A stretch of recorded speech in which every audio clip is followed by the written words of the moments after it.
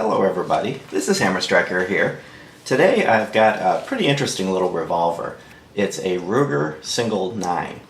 It's chambered in 22 WMR and it's styled after the single action, the classic single action revolvers. Now I doubt you would ever see John Wayne running around with a 22 Magnum, but the design and the operating principles are very similar to those types of guns. It does have modern safety features. It has both a transfer bar safety, so that if the hammer were to fall on a loaded chamber but the trigger wasn't pulled, it wouldn't fire. And it also has a loading gate interlock. If the loading gate is open, the firing mechanism is disabled.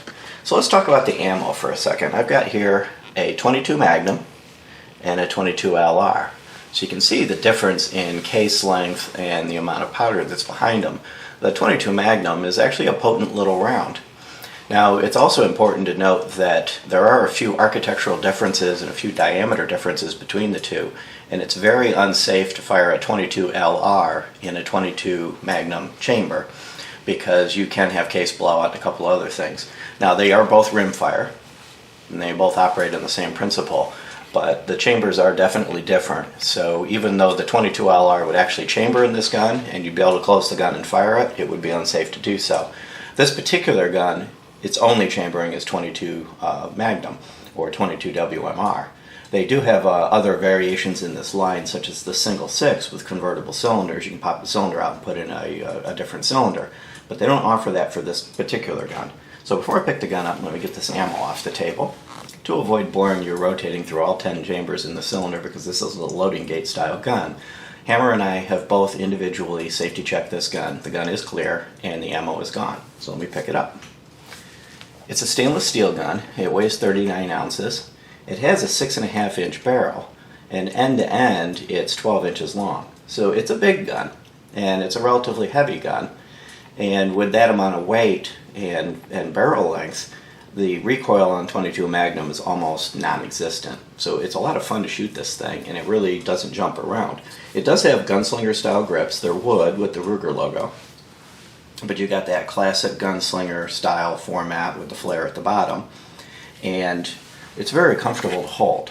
So if I get a grip on it, it's very easy. My fingers wrap right around it. This curve just fits right into the hand, and it's really, really comfortable to hold. It's easy to get a good grip on, and despite these being very smooth, the gun's not slippery. There's no checkering or anything on it, but this grip with the flare at the base just fits so well in your hand, and the recoil is so low that it really isn't going to go anywhere. The sights on this gun are very nice. These are the factory sights. They're Williams sights, and Williams does a lot of work with Rugers. These came right from the factory. They're both fiber optic front and rear. You can see it's a 3-dot format, very easy and clear to see. The rear is adjustable for both height, windage and height, and the front is removable. You could interchange these sights with other sights, but they're so nice, I don't see any reason why anybody would want to. This is the type of sights that you kind of wish guns would come with from the factory, and this one does.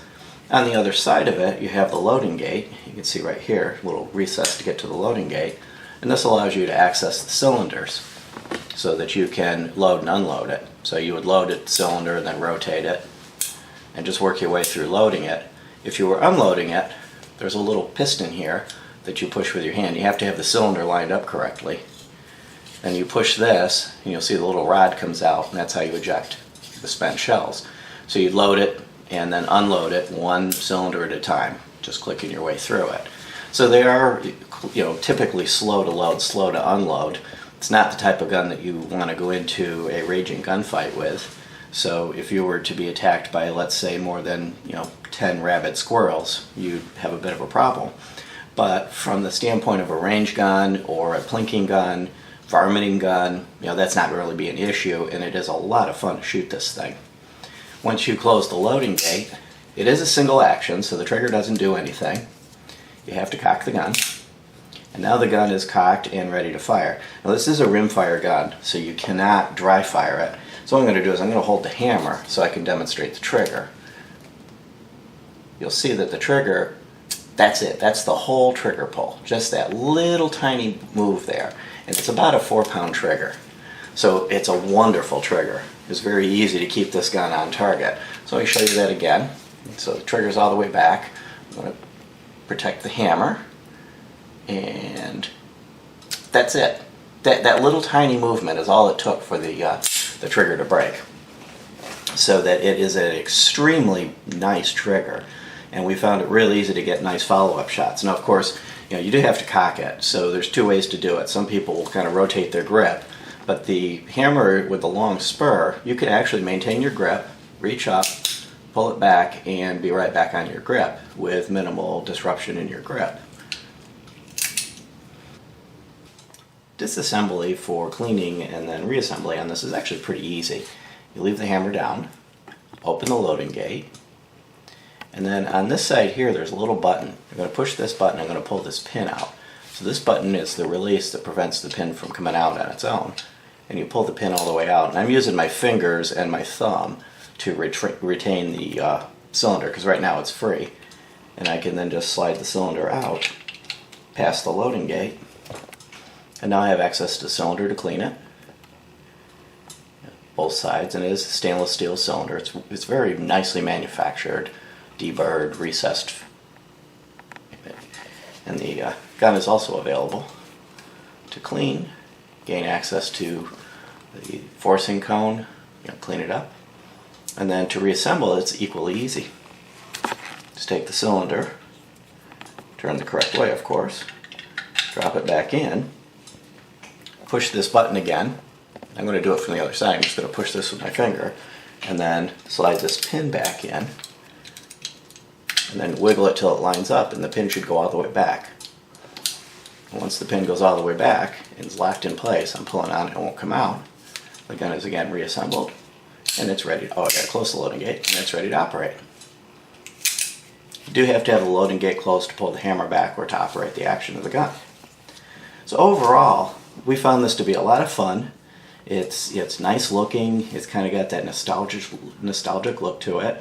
It's easy to shoot well, a lot of fun to have, easy to maintain, and inexpensive to shoot. 22 WMR is a little more expensive than 22 LR, but it's still cheaper than 945 and many of the others.